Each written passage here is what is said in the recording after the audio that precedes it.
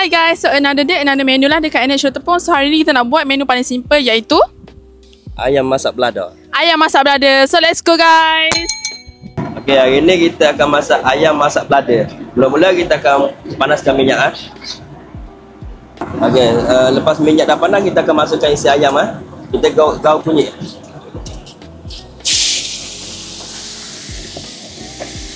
Kita tunggu sampai masak.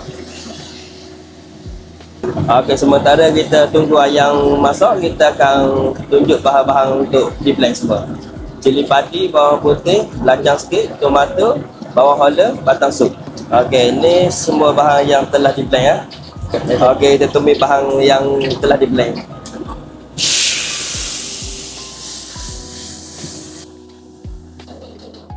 Okey, kita masukkan satu batang serai dengan daun limau. Okey, ini kita akan tunggu sampai garing dulu baru kita akan masukkan ayam dan semua bahan-bahan. Okey, kita akan masuk satu sudu chicken stock, satu sudu ajinomoto, satu sudu gula dan sedikit garam.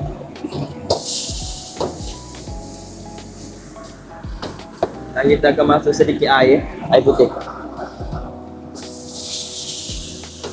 Kita akan masuk ayam yang telah digoreng tadi. Kita kacau.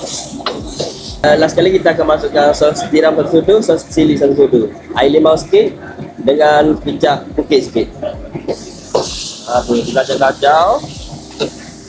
Okey, kita tunggu untuk dihidang. Okey, siap. Ayam masak belada. Okey, boleh cuba semua ya. Thank you.